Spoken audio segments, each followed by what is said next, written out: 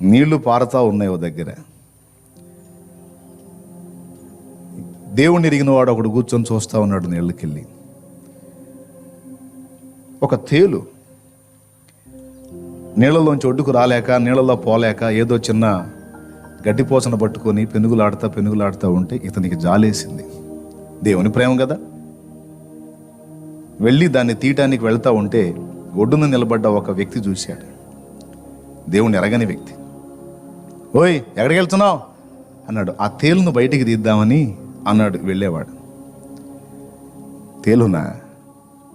దాన్ని కాపాడటానికి వెళ్తున్నావా? అవును, కాపాడటానికి వెళ్తున్నా. అది తేలు అని నీకు తెలియదా?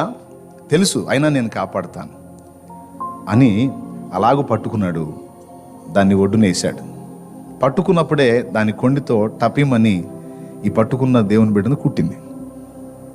ఆ కుట్టినప్పుడు బాధతో అబ్బా అనుకుంటూ ఒడ్డుకొచ్చాడు. Praise the lord.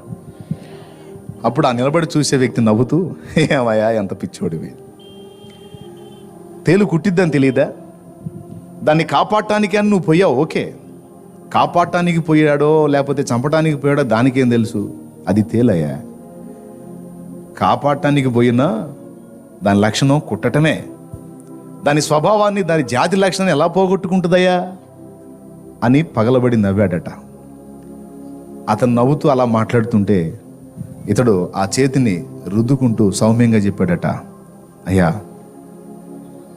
కాపాడటానికి పోయినోడిని కూడా కుట్టడం దాని జాతి లక్షణం అయితే, దాని సహజ నైజం అయితే, కుట్టే వ్యక్తిని, శ్రమ పెట్టే వ్యక్తిని కూడా కాపాడటమే దేవుడు నాకిచ్చిన నైజం, క్రైస్తవ నైజం అన్నాడట.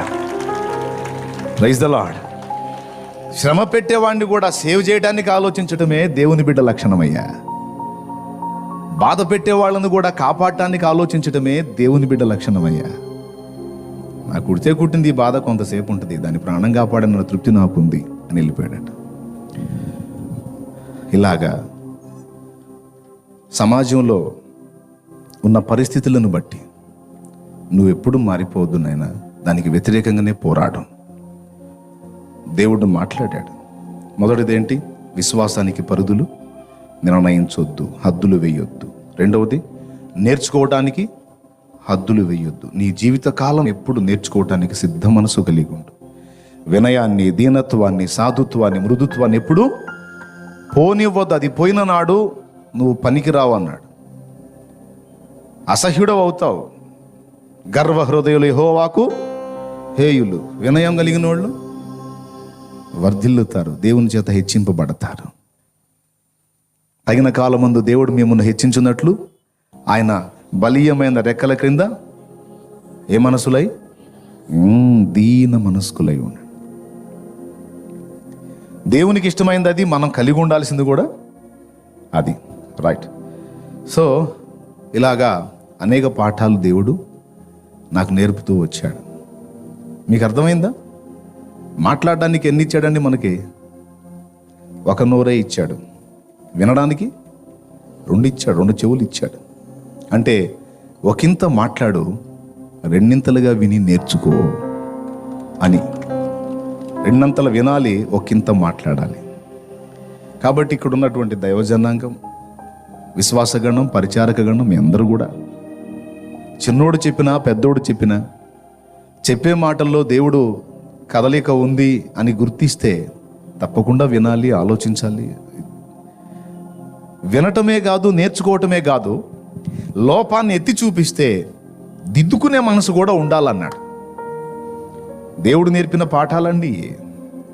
బైబిలు లోపలికి వెళ్ళక మునుపు బైబిల్ వెలపటమే ఉండి మనం నేర్చుకోవలసిన వ్యవహారం, మనుషులతో వ్యవహరించాల్సిన తీరు, దేవునితో వ్యవహరించాల్సిన తీరు. మూడోదేంటి? లోపాన్ని నీకు చూపించినప్పుడు దిద్దుకోవటానికి ఎప్పుడు కూడా సన్నద్ధుడవై ఉండాలి. ఎవరు చెప్పినా సరే నీ లోపం ఫలానా అని చెబితే తక్షణమే దాన్ని వెంటనే దిద్దుకోవాలి.